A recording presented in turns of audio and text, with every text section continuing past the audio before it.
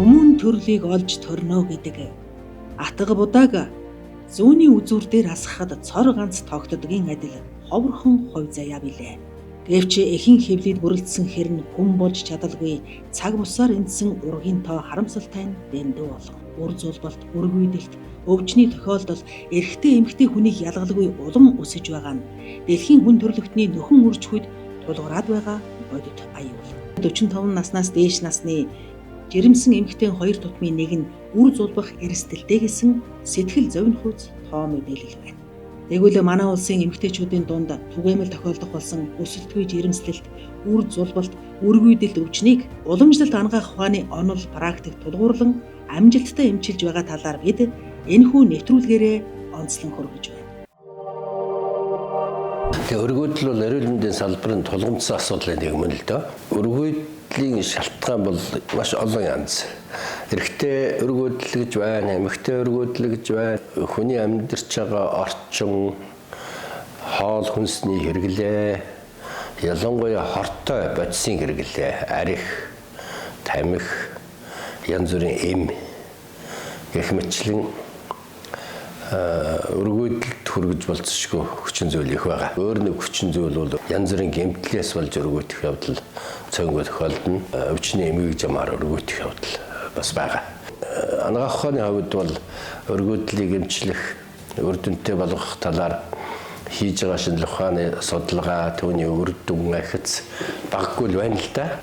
Тэжээлт орчинд ургуулад тэгээд тодорхой цаашдаа энэ үр тогтцоондгээс хөгжих боломжтой болоод тэр ээж нэмүү эсвэл өөр хэн нэг донор эмэгтэйд аваачид суулгаад өөр хөвгтэй болгож байгаа ийм практик байгаа. Тэгэхдээ асар их өндөр өртөгтэй эмчилгээ л дээ. Цөөнгөө тохиолдолд бас үр дүнгүй болдог. Сул талтай л да. Уламжлалт ангаах ухааны эмчилгээний болоод засал, зан үйлийн аргаар гэр бүлийн осыг хөвгтөд болгох талаар тийм арга байд юм байна. Эрт цагаас монголчууд амьдралдаа уламжлалт ангаах ухааны оншилгоо эмчилгээг хэрэглэсээр ирсэн түүхтэй. Үүний дотор нөхөн үржихүн эрүүл мэндийн асуудал болох үр зулбалт, үргүйдлийг эмчлэх талаар уламжлалт ангаах ухаанд маш нарийн авч үзжээ. Манай улсад уламжлалт ангаах ухаанаар мэргэжлийн төвшөнд чанар хүртээмжтэй томоохон үйл ажиллагаа явуулдаг бүх төрлийн өвчнийг ангаах цогц эмчилгээ үйлчилгээ үзүүлж байгаа. Энэ төвийн тэргүүн Монгол улсын хүний гавьяат эмч бусдад туслах үе ангаах ухааны Мамбат Атсан хийдийн Хамблам нацагдорж. Төвний Монголын уламжлалт ангаах ухааны салбарт оруулсан хувь нэмрийг үнэлж барашгүй билээ. Хэрвээ эртний уламжлалт ангаах ухааныг орчин цаг үед дахин шинээр үндэслэн байгуулж оншилгоо эмчилгээ сургалт эм үйлдвэрлэл шашин номыг цогц байдлаар сэргэн хөгжүүлж эрүүл мэндийн салбарт асар том хувь нэмэр оруулж яваа нэгэн. Европ ангаах ухаанаар эмчлэх боломжгүй гэсэн хариу сонссон үрийн зулаа өнөрлөх итгэлээ алдсан олон эмэгтэйчүүд сүүлчийн найдалгаа тэн хүний гавьяат эмч Хамблам нацагдоржийг зорин очсон олонтоо. Хүүхдийн инээд хайр цалгисан тэрл орон зайгаар дутаж явсан тэдэнд үрийн заяа хайрлаж сэтгэлийн аз жаргал бэлгэлсэн түүхүүдээр үзэгч сонсогч таны сонор мэлмийг нэлээгүй. Би хамтдаа бол цаг үргэлж талархаж баярлж явдаг. Хамтдаа одоо Мамбат Атсан хийд гэд ярихад би хажуугаар нь явхад өдөр болгон ороод мөргөөд залбираад явахгүй ч гэсэн холоо сараад залбираа сүсгэлээд явдаг. Хаанч ямар ч тохиолдолд би энэ бүгдийг хинээс ч нуухгүй ярьж хэлж явдаг. Тэгээ багштаа маш их баярлалаа. Таныхаа эрдэм мэдлэгийн ач гавьяагаар ингээд хүн маань сайхан төрөөд өсөж том болоод сургууль соёдоо суралцаад сайхан явж байгаа. 14 жилийн дараа дахиад бяцхан гүнжтэй болно гэдэг бол манай гэр бүлийн хамгийн том баяр баясгалаас жаргалсан. Энэ Мамбат Атсан эмнэлэгчин 90 онд анх байгуулагдсан. 92 оны үед одоо бодоход их нялхсын тэр үеийн нэг эмэгтэйчүүдийн Должин сүрэн гэж эмч над руу нэг ийм жижигэн цаасан дээр та энэ хүүхдэд одоо туслаач гэсэн тийм бичгтээ ирж ирсэн.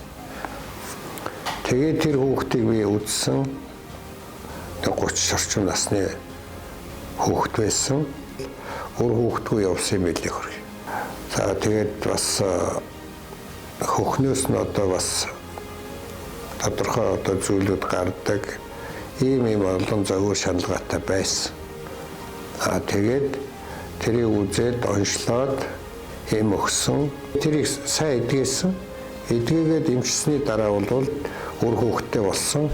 Цөөнгүү гэр бүлийн асуудал энэ Мамад Атсан эмнэлгийн захирал хамблам Монгол Улсын хүний гаяат эмч насгдарж байгаатай ярьж уулзаж үзүүлж эмчилгээ засал хийлгэж өөр хүүхэдтэй болсон баримтыг бол би олж харж байгаа юм. 2008 онд анхны хүүгээ төрүүлж исэн. 2009 онд хужир таршаан сүлд яваад тэгээ тэрнээсээ гам алдсан гэж үзсэн. Оншман тодорхой болоод нэлээд хүнд эмчилгээ хийлгээд Европ эмчилгээнүүд хийлгээд тэгээ тэрнээсээ хойш эмийн гашнуулөө гэд энэ тэн булчирхаанууд маань нэлээд томорсон.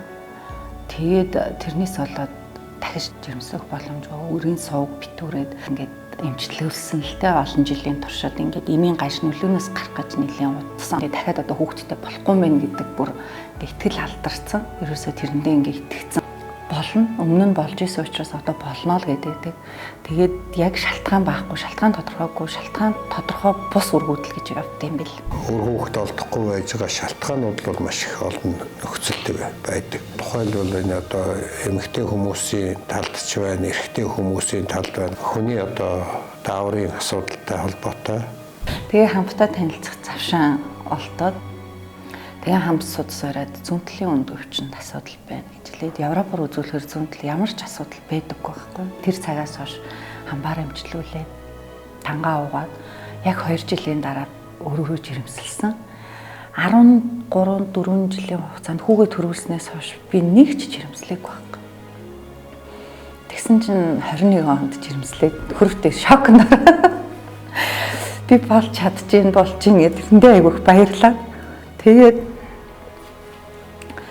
баярлаад болсноо дөнгөж мэдээл алдсан дахиад айгүйх юмарч байгаа байхгүй олон жилийн дараа болохоор ч. Тэр золболт гэдэг бол одоо эхний 3 сард юм уу те 21-нд 7 хоног юм уу. За тэгээд одоо 4-5 сарда та хүүхдүүдэд их цонх нь одоо ингээд үүсдэг. Тэгээ энэ нь бол зуршил болоод тэгээд тэр зуршил нь яаж нөхдөр дахид дараачийн үед нь тогтохгүй байх энэ асуудлууд бол бас хэлбэгэлдээ. Хамби яг манай нутгаар ирж таарад тэгээд бушуухан одоо савндаа юм үлдээхгүй саваа сайхан цэвэрхэн байлгах дээр анхаарах хэрэгтэй гэдэг. Дахиад тангаа бичиж өгөөд арай өөр тан бичиж өгөөд тэгээд одоо та хоёр алцахгүй одоо болж байгаа юм чинь одоо дахиад болж чадна гэт итгэл өгөөд. Тэгээд аюух засал номоо бас хийлгсэн. Тэгээд 9 сар жирэмсэн болсноо мэдээд хамгаалалт юмнуудаа хийлгээд номын ингээ хамгаалалт хийлгээд улаан уяагаа зүүгээд төрөн төртлөө уяатаа байж байгаа л төрхийнхөө өмнө ирж хамбар уяагаа авахуулаад тэгэл төрсөндөө 2022 оны 5 сарын 18-нд төрсөн бяцхан охинтой болсон. Тэгэхээр энэ дээр бол харин одоо Монголын уламжлалт хамгаалах ухааны талаас бол тэрнийг эмчилдэг эм тан онол байна. Тэр дагуу эмчилж эдгэх юм бол энэ бол одоо засарч болдог. Нөгөө нэг талаараа бол энэ дээр бол яг одоо нууц өвдс буюу аг тарны асуудал орж ирдэг. Энийг бол ангаах ухааны номнуудад чих номлосон экологны одоо тарны шашин дотор ч гэсэн одоо номлосон. Хүүхэд болохгүй байж байгаа 2008 оны 8 сарын 30-нд хүүхэдтэй болсон байдгийг. Тэгээд 3-4 сартаагаас ахуулаад Баян зүрх дөрвийн дэр хяналтныхын нэмчин надад хэлсэн. Та нэлээд хожуу төрөлтэй болохоор зэрэг та ингээд ихнэл тус руу одоо таныг шилжүүлэхгүй болохгүй нэ. Бид нар бол одоо ингээд төрүүлж чадахгүй нэ гэд тэгээ ихнэл тус руу эмчнэрийн хяналтанд орсон.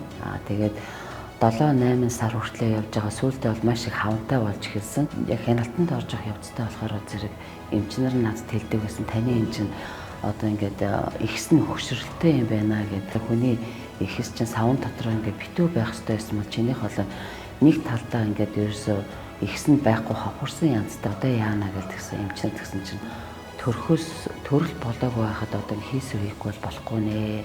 Ингээд 5 сарын 1-нд хийсвэр хийгээд Тэгээд би бүр арга буюу би манд татсан хэдийнхаа багш дээр юу очиж зөвлөгөө авсан. Одоо намайг ингээд хийсвэр хийх гэдэг нэг чи битгий хэлгээрээ наад хөгжин ерөөсөө 2009 оныхоо 6 сарын 18-нд төр хүүхэд байна. Төгчин зүгээр эрүүл боожноо гэж над хэлсэн байдгийг.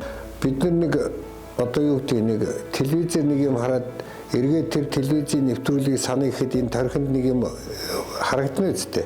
Тэрнтэй адилхан би тэр оншоо тавихтаа тэрийг би өөрөө мэдэрч байгаа шүү дээ. Энэ хүн бол тэдний хугацааны дараа яг энэ үр дүнд хүрнэ. Яагаад өгтөө судасны юм байлаа. Энэ хүний бодит үзлэг юм байлаа те.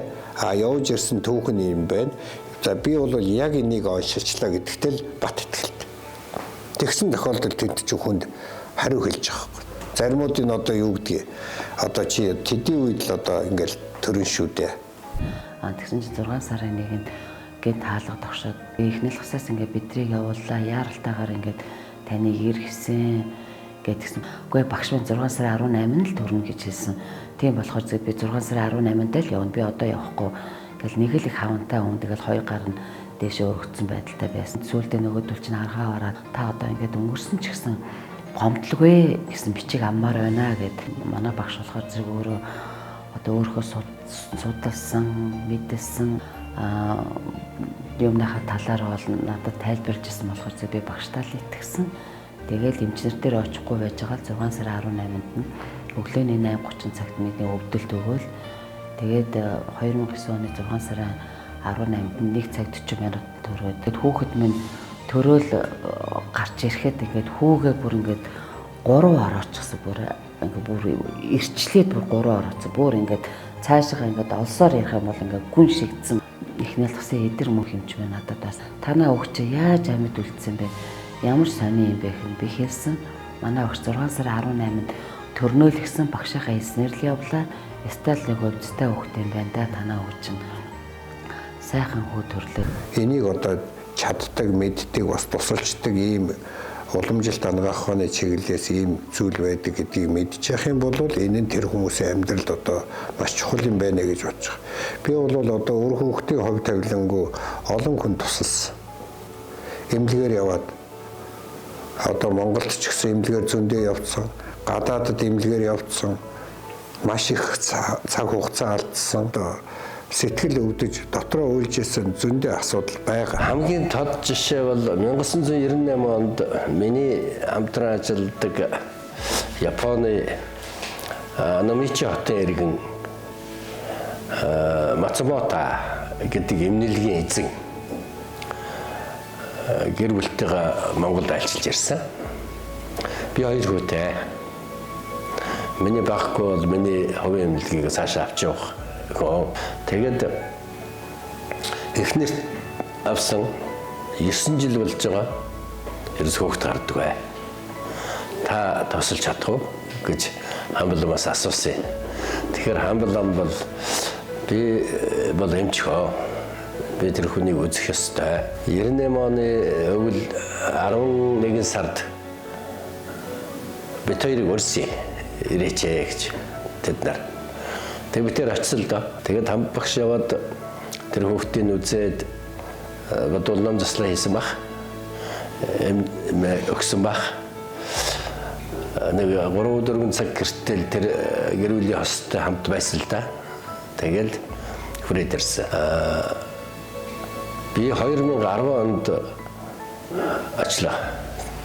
Ахад Японд явж байгаад тэгээд тэднийхээр очсон. Тэгсэн чинь Ёрио Мацумотогийн 4 хүүхэдтэй айл байна лээ. Ус мэлээ. Тэгээд Мацумото сан бол өөр хэлж байгаа байхгүй. Энэ танаа хамбын тосаар тусламжтайгаар тэр хүний эмчилгээ хийлгээд тэгээ манай хүүхэд одоо 4 хүүхэдтэй айл болсон гэж ингэж над ярьсан.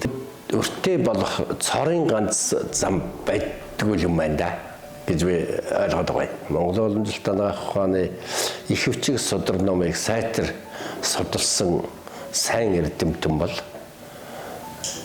энэ талаар илүү их үр дүнтэй. Харьцангуй хямд үйлчлүүлэгчийн хувьд бол ямар ч зүдгүүр зовлон байхгүй арга юм байна шүү дээ. Энэ нийгэмд үүдэг асуудал. Яагаад гэвэл маш олон цаг хугацаа, маш их хүний хөрөнгө мөнгө зарагдчихад 30 гэрээд 40 гарцсан 47-той 8-тай хүн хүртэл надад ирчихсэн. Тэ? Ийм цаг хугацааг туулсан байдаг байхгүй юу? Тэгэхдээ би бол анханасаа энийг мэдсэн бол мөн ч амархан туслах байжтэй л гэж одоо дотроо бодож авдаг байхгүй юу? Уламжлалт хангах ухаанд эмэгтэйчүүдийн өвчин эмгэгийг онцлох, төгс эмчилж болох эмчилгээний олон арга ухаан байдаг. Шинжлэх ухааны онолын үүднээс эмчлэх боломжгүй гэж үзсэн үргүйдэл, үр зулбалт, хүүхэд тээх үеийн хүндрэлийг хамблам нацагдорж, уламжлалт хангах ухааны эмчилгээ эм тангаас гадна судар тарины үйлсээр амжилттай эмчилсэн байна. Ер нь Европоос бол төрж одоо болохгүй байна гэдэг заалт надад хэлээд байсан. Яагаад гэвэл 2 удаа халгаагаар жирэмсэл тастуулсан бөөрийн даралт гээд хүүхдээ болохгүй байна гэж бодсон байж байгаад жирэмсэн болоод гээ хамбатар утсан. Энэ тангаа уугаад хэсэг явж байгаад эргээд би чинь эргээд өвдөн чи тэрийг л давах хэрэгтэй байна гэдэг чийсэн. Тэгээд би шууд тангаа ууж эхэлсэн. Ууж эхлээд нэг 7-аас 10 хоноод юм болов миний би маш эргээд маш их өвдсөн. Бүр өвдөхтөө бүр босоод явж чадахгүй хэмжээнд бас хүрч ирсэн. Бараг дотроо өөр муу юм бодоход хүртэл хэмжээнд өвдөөд тэгээд эргээ буцаад гайг болж исэн. Тэгээ ер нь хамбын эм тангууж. Ер нь бол нэг биш 2 хүүхэдтэй болсон байдаг юм аа. Үйлс тэмчүүд бол за чи энээс одоо төрнө гэж байхгүй шүү чи одоо бол чи нэг хүүхэдтэй бас одоо наадгаал чи ирүүл хамгийн гол нь яаж авч явах хэвээр гэж хэлдэг байсан. Ерөнхийдөө бол яг 2 дахь тэгээд явхад бол би шууд л угаасаа хамб дээр очино, хамбдаа мэдэгдэн шууд эргээд тангаа авч явна. Европ талаас бол 2 дахь жимсийг шууд авахуулаа. Наа чи өсөлтгүй байна гэж шууд хэлжсэн. Тэгээд үгүй одоо би одоо яаж игээд энэ үнийг нэг амьдруулчих юмсан болгочих юмсан гэсэн юм үндсэн дээрээс хамбтаагаа яриад тэгээд ерөнхийдөө тангаа авч яваад эргээд нэг 12 хоногийн дараа үзүүлсэн чинь үгүй нөгөө хөдөлгөөнгүйсэн чинь хөдөлгөөнтэй болцсон байна, амар сэргэлэн байна, цаваа байна гэж хилэнгүү зүгээр өөрөө бүртгүрстэ асгартлаа байсан шүү. Бүр ингээд сүүлд би энэ 2 хүүхдээ ингээ энийгээ ч гэсэн дагуулал явж яхад үгүй би гаргасан шүү тэгээ бараг л тохон дээрээ тодгоо дээрээ барай гүмэр санагддаг үе байсан. Эхлээд би оншилж байгаа байхгүй юу? Энэ яг юун дээр алдаа байна гэдгийг мэдэж байгаа. За эрүүл мэндэд сав өндөвчтэй эмэгтэйчүүд талаасаа байх юм бол тэр талыг нь бол одоо би энийг одоо ингэж идгэх юм байна гэдгээ би нэгдүгürt хэлнэ. Хоёрт нь за чиний гэр бүлийн зурхай болоод тэр хүний хувь тавилан ийм байнаагүй л энэ дээр нөгөө яаж одоо тэрэндээ тусалдаг тэр өөрийнхөө одоо багш нараас авсан хувьдс ном тэр юмараа тусалж болохыг лам хаврагуудаар одоо орон хийдэд уншдаг зүйл байвал тэрний яах ингээд тэр хүнтэй чинь их одоо зөв харьцах хэрэгтэй. Зөв харьцаж тэр хүнд тодорхой хугацаануудыг хэлэх хэрэгтэй. Ийм хугацааны дараа ийм үр дүн төлнө гэдгийг одоо хэлэх.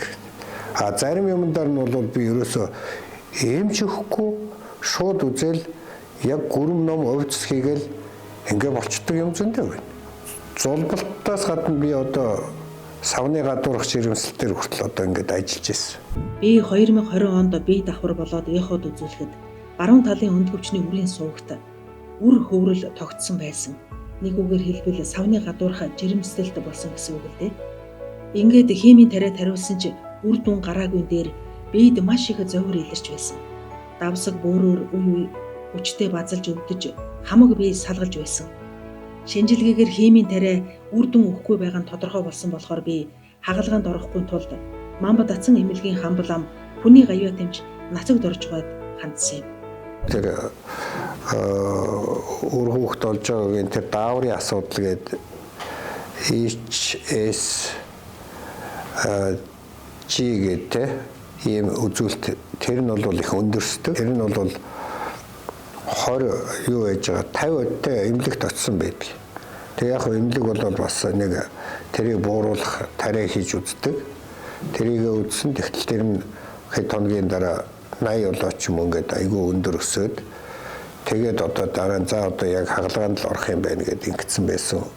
Хүнтэй уулзаж очиж тэр хүний хүсэлтийг аваад би 7 өдрийн юм өгсөн. Тэгээд 2 хоногийн дараа 3 дахь хоног дээр нь очиод үзэхэд нь тэр нь дахиад 80 байсан 50 болцсон байсан. Дахиад 2 хоногийн дараа очиод үзүүлэхэд нь 20 болцсон. Дахиад нөгөө 7 хоногийнхаа нэг өдөр хагасч байна уу тэр өмнө нуугаад ингээд үзүүлэхэд 2% болцсон. Одоо ингээд одоо ямар ч хагалгаа магалгаа хэрэггүй. Тэгээ би бол тэр хүүхд хэлж ирсэн. За чи одоо яг энэ юуг эмээ үргэлжлүүлж одоо надад савнд өвснөхөө юм эмчлүүлээ гэдэг. Тэгээд явж байгаад тэрнээс хойш 3 сар үл 4 сарын дотор жирэмсэн болоо. Тэгээд тэр хүүхэд нь одоо сайхан төрөөд ингээд гэр бүл ад жаргалтай ингээд явжлаа. Монголын уламжлалт ангаа ухааны эм там бол байгалийн 5 махбодны хуулийн дээр гарч ирсэн эм там байдаг. Хүний бие организм 5 махбодны хуультай. Тийм учраас энд бол 5 махбодны хүн болоод байгаль хоёрын 5 махбодны хууль гэдэг чинь хим физик атом молекулын бүх зүйлийг багтаацсан юмыг ярьж байгаа шүү. Тэрний үндсэн дээр зохиогдсон учраас энэ бүх оншийнхаа дагуу юмыг зөв болоод зөв юмыг өгөх юм бол энэ итгэв. Манай номонд нэг юм байдгийг. Эмийн жорыг дутуудуулсан байх юм бол гэж байгаа. Яаж ийм нөхдөр 9 цаг усын өхлийн хамгийн анхдагч нь шүүсэн байт. Ийм л хариуцлагатай ажилд бид нар зүтгэж яваа. Эмийн амт, эмийн чадал, эмийн эрдэм гээд 6 амт нь одоо яваад хэдэн зуун амт болдог. 8 эрдэм байна. 8 чадал байна. 17 эрдэм. Энэ болгоны тэр их нарийн онлын үндсэн дээр энэ эмнүүд зохиогдсон байдаг. Тэгэхээр бид нэр одоо яаж ийм нөхдөр манай энэ уламжилт ангаа ухаан энэ нар сарны ертөнцөл манай энэ замбуулийн ертөнцөл байгаа тохиолдолд бид нар хүн эдгэх юм байна л гэж би тэгж л ойлгож байгаа. Тийм учраас бид нар маш холыг харсан одоо энэ шинжлэх ухааны энийг судлаад энэ рүү ороод ирэхэд ямар агуу юм байсан гэдгийг одоо 40-50 жилийн дараа хэлчих магадгүй. Мамбат атсан эмийн үйлдвэрт өдөгөө уламжлалт ангаах ухаан бурхны ном сударт заасан тэрэл орц жаяг онлоос өчүүхэнж гажаахгүйгээр эмийн чанар аюулгүй байдлын орц нормыг баримтлан улсын бүртгэлд оруулсан 130 гаруй олон нэр төрлийн эм тангаар үйлчилж байна. Тэр одоо заримдаа бол ингээд зөвхөн сав эмэгтэйчүүдээс гадна бөөрийн асуудал байж байгаа. Дархлааны системийн асуудал байж байгаа. Энэ болгоныг тэрнтэй авч үзэх хэрэгтэй. Тэрээс бол одоо нэг хүн асууя да одоо яг ямар юм өгдөг юм бэ гэхэд тэгэхээр би тэр хүндэн тохируулж эмчилдэг болохоос биш зүгээр толгойн данилгын уудаг юм а гэдгээр явуул өстой.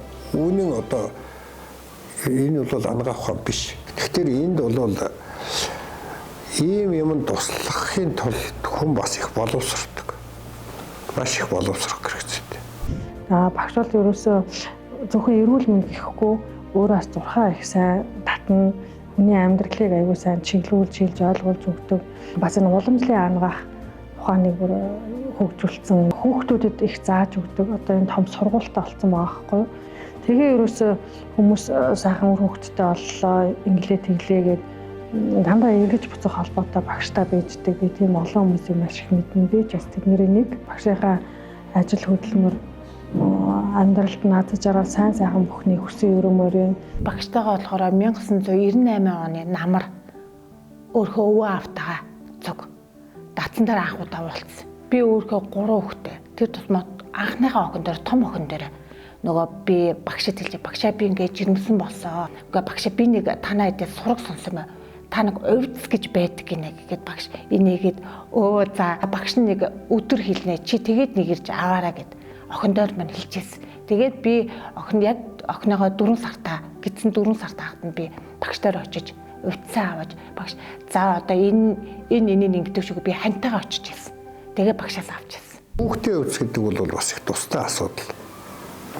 Энэ бол бүр тусгай маш нарийнаас нарийн өвц. Тэрийг би одоо бас тодорхой олон хүүхдүүдэд бас ингээ хийж явлаа. Яг төрөх явцад хийдэг өвц. төрөх явцад хийхдээ одоогоор бол тэр үүдэл эсийг ашиглаж тэрийг одоо ашиглаад тэгээд маш олон ном уншлахтай аг тарны ёсоор тэрний бясалгалыг хийх ёстой. Тэгээд тэр олон зайнуудыг одоо бүрдүүлэх ёстой. Тэгээд хийлэгцэн хүүхдүүдийн одоо би тэр жинхэнэ одоо энэ орчин цагт хүүхдүүд нэг оюун санааны элит тийм төвшний хүмүүс болдгийм байна гэдгийг би амьдралаас харж байна. За нөгөө нэг ээжд нь болохоор ямар ч л уйдсан ингээд чи хавтаа болохоор өөрөө чи юу яахгүй хүүг золбохгүй наад захна. За тэгээ бүр цаашлам чи их сайхан амарж байна. Амаржаад эргээд чамаас гарсан үр хөвгт чинь та хоёрт болохоор өвчин зовлонгоо эрүүл их байна. За тэгээд оюунлог байна. Тэр хөвгт ижээ авдаа ачлалтай байна гэдгийг тэр хэлж ирсэн юм. Тухайд. Жоохноос бол миний яг өстой хамрын ханаад тусч үзээгүй. Тэгэл хамрын ханаад тусаа нэг настай хахта өөрөө нэрийг хэлдэг. Айгуу сайн ярьдаг охин. Бүр тэгээд амьд таарцаа даатганы өдөртөж л айгуу сайн ярина. 11 сартаа хөдөлгөөнд хөлд орсон.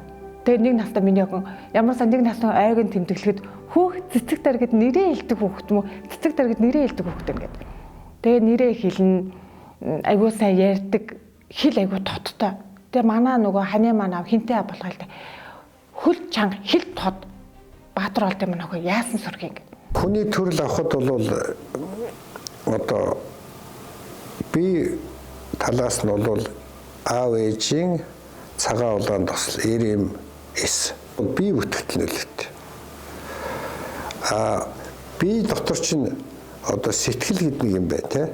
Тэр сэтгэл нь бол одоо манай номонд хэлснээр бид бол намшиг гэж тийм мэдрэхүү гэж.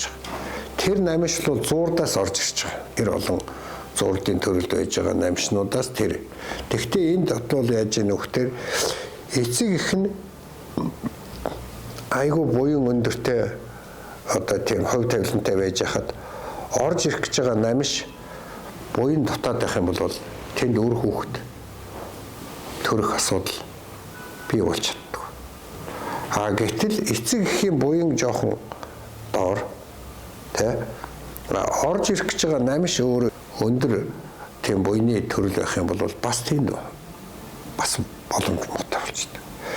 Тэр яаж ийм нөхдөр аав ээж тэр орж ирэх гэж байгаа намш эрт урдын ямар нэгэн хувь тавилангийн харьцаа маш одоо чухал тийм тавилантай хүмүүс тэн дээр намш орж ирэнгүүт биэнд одоо эхлээд бол манайхаар бол хамгийн түрүүнд хүүсний зэг одоо тогтдог.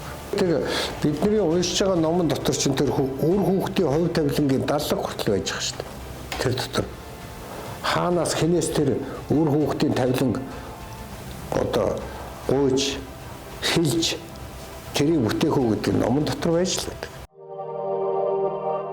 Хамбал ам нацагд орж Монголдо төдийгүй Англи, Герман, Япон гэх мэт олон орны хүмүүсд тулгарсан өргөдлийг эмчлэх хүүхдтэй болоход нь тусалж байгаа нэгэн бүлэг. Монголын эртний уламжлалт ангаах ухаан 1937 оны их хэлмэгдүүлэлтийн үеэр устж мөхөхөд хүрсэн. Харин 1990 оноос эргэн сэргэж хүний гаяа тэмч хамб нацагд орж түүхэн үүрэг үйлсдэж байна. Монголд уламжлалт ангаах ухааны чиглэлээр мэргэжлийн боловсон хүчин бэлтгэх сургалтын томоохон үйл ажиллагааг явуулж байна. Миний энэ явж байгаа зүйл бол маш их буйны салбарт орчижээ гэж би бол боддог. Яаж нөхдөр би энэ хийд рүү орохдоор тэнд нэг хурал ном суугаад нэг бурхны ном одоо уншаад сэргээгээ тэрийг бодоод бясалгаад нэг явж. Энэ отчмаар их сургууль руу орохдоор хүнд ороод нэг ном хэлж байна. Эмнэлэг рүү орохдоор өвчин зовлонтой хүмүүсээ одоо ингээд үзээд ингэж. Эмийн үйлдвэр дээр орохдоор хөдөө гадаа яваад тэр одоо дотоодын болоод гадаадын бүх ургамал юмыг судлаа тэрнийг одоо яаж хүний төлөө одоо нэг үнэхээр нэг чин зүрх сэтгэлээсээ юм хийчих үү гэдэг. Ирээдүйн хооч үедээ тэ өвлүүлэн хөгжүүлэх зорилгын үүднээс бол энэ Отч манарам их сургуулийг байгуулсан байдгийг. За тэгээд манай Отч манарам их сургууль бол бакалаврын 4 хөтөлбөрөөр одоо эсэлт авч байгаа.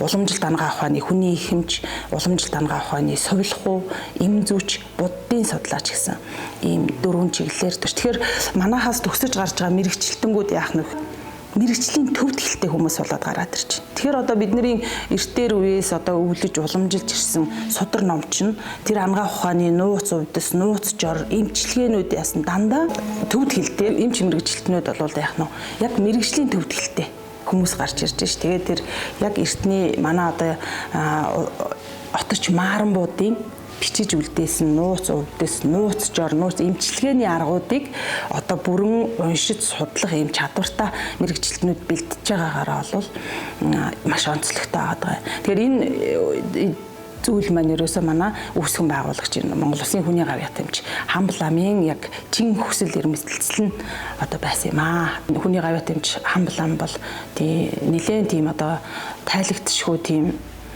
Европоор эмчлэгддэггүй тийм өвчнүүдийг бас эдгээсэн нэлээд одоо олон түүхч байдаг хүмүүс ханддаг. Хүний гавьяат эмч Назагд орж 1981 оноос хойш эдүгэ 43 дахь жилдээ эрүүл мэндийн салбарт ажиллан олон мянган хүнийг эмчилж байгаа ажилтан байлаа. Уламжлалт болон Европ ангаа ухааны эрдэмтэн мэргэд хамтарч хүн амынхаа эрүүл мэндийг хамгаалах үйлсэд хувь нэмрээ түлхүү оруулах улмаар дэлхийн хэмжээнд ач холбогдолтой агуу үйлсийг бүтээх цаг үе удахгүй ирэх үзье. Мамд цэцэн имлэгээр зөвхөн монгол хүмүүс ирж үйлчлүүлдэг шүү дээ. Гадаадын маш олон хүмүүс ирж эмчилж үйлчлүүлж эм тангчин гадагшаа гаргая, хамтарсан үйлдвэр байгуулъя, хамтарсан судалгааны төсөл явуулъя гэхээр энэ ангаа ухаан бол Монголын төдийгүй дэлхийн хүн ардын одоо эрүүл мэндэд маш чухал ач холбогдолтой. Монголчууд бол маш их тийм өв соёл тээсэн мэдлэг ухааны ард түмэн 1975 онд одоо би уламжилт ангаа ухааны анхныхаа багштай уулзж илаа. Надад техникумд сурж байхад тэр багш маань одоо энэ уламжилт ангаа ухааны мэдлэгийг одоо зааж сургасан. Манай багш нь бол Хатанбаатар Магсаржийн цэргийн эмч явсан. Цамбжуу гэж тийм алдартай Маранбын одоо шавь хүн надад ном заасан. Тэгээд бас 80 онд одоо шашны сургуульд орсон. Тэгээд 85 он төгссөн. Гэхдээ 81 оноос эхлээд би одоо манай багшийн аман зарилгаар одоо чи энэ ном чинь бол хүний тусыг бүтээх гэсэн ном. Тийм учраас одоо тэр үед баригдад тавигдчихлгүй шиг эм хийгээд хүн эмчлээд ингээд явбал одоо хүн тустай юм да гэсэн багшийн аман зарилыг аваад тэгээд 81 оноос эхлээд би бас хүн эмчилж ингэж эм танк хийж явсан. 1988 онд гандан тэгшлэн хийдээс байна. Гадаа хамбын үед одоо ер нь энэ уламжилт ангаа ухаанаар нэг хүү явуулах хэрэгцээтэйгээд тэгээ залуу ламнаар дотор би тэр үед яг системтэй уламжилт ангаа ухааны номыг үзэж бас хүн тусалж ийсэн учраас Дарамсалаад Төвдийн эмнэлэг зурхаан институтэд одоо ийм сурах ийм бас нэг аз ийм үйлс одоо тохиосон. Тэгээд тэнд очиод сураад ирээл одоо ингээд энэ Монголын уламжилт эмнэлэг сургалтын төв Мам Дацсан гэдэг энэ төвийг одоо ингээд үүсгэн бий болгоод ингээд үйл ажиллагаа одоо явуулж байна. Монгол улсын төр засгаас өнөөдөр 2030, 2050 гээд алсын хараан дотор бол Монголын уламжилт ангаа ухааныг дэлхийд брэнд болгоно гэсэн. Бид нар эний их усүрийг болоод одоо бүх зүйлүүдийг одоо хийсэн байна. Ковидос өмнө бид нар дэлхийн 19 орноос хүн авч хэвтүүлж эмчилж байлаа. Тэгэхээр энэ бол Монголдо төдийгүй дэлхий рүү гарах замыг бид бол одоо та хүмүүсийн ярьдгаар хейл туризмээр бол хийцэн. Тэгэхээр энэ байдал бол яг хөөхтөр яг үнэн чартаа улам цаашаа төрийн бодлогоор бид нар бол Монголынхаа энэ агуу өв соёл зөвхөн 21-р зуун биш дараа зуунуудад хүн төрөлхтний эрүүл мэндийн салбарт асар үнэтэй хувь нэмэр оруулах энэ их мэдлэг ухааныг бид одоо сурсан байна. Сурснаа одоо дамжуулж өглөө залуу үедээ Отчмаран их сургуулийг төгссөн манай оюутнууд бол одоо Монгол улсын уламжилт ангаа ухааны 80-90% бүрдүүлээд явж байна. Монголчууд ирээдүйд бас тэр агуу энэ ангаа ухаанаар эмчлүүлэх тийм буянтай хүмүүс юм байна. Нөгөө нэг талаар бол хувь хүмүүс боловсон хүчнээ сайн бэлтгэгдээд ингээд ирсэн тохиолдолд төрийн мэрэгэн бодлогоор энэ ингээд цугтаа одоо арга бүлгийн үүднээс хөгжих юм бол Монголдо төдийгүй дэлхий бол их ойрхон байна. Монголын уламжлалт ангаах ухаан бол маш өргөн хүрээнд судалсан шинжлэх ухаан юм. Монголчуудын энэ агва өв уламжлал соёлд буддизмын үнний сургаал гүн шингэсэн байдаг. Үүнийг цааш судлаж эрдэм ухаандаа нэвт шингээх аваас эмчлэх боломжгүй өвчин гэж үгүй юм а гэж хэлж болох юм а. Тэгээ би одоо юу гэж юм бэ? За бурхан ч гэсэн л одоо талархаж байгаа. Бурхтууд та нар бол үнэхээр энэ амьтанд бид нар шиг одоо энэ амьтны төр хүний төрөл авчиад энэ орчлон дээр зовж шаналдаг энэ юмны бүх кодыг та нар олчиж тусалдаг аргыг хэлсэн юм байна. Тэрнийг харин бид нар хэрэгжүүлээд үр дүнгийн үзэх нь одоо чухал юм байна гэдэгт л эцсийн одоо миний одоо энэ олон жил ном үзэж явсных юм л. Тийм учраас одоо би энд ямар нэг эргэлзээтэй сэтгэл байхгүй болсон. Монгол оронд минь айл өрх бүхэнд бие сэтгэлийн амар амгалан төгөлдөр үр сад үнэт аривчин дэлгэрч байхын үлзийтэй сайхан ерөөлийг өргөн дэвшүүлье.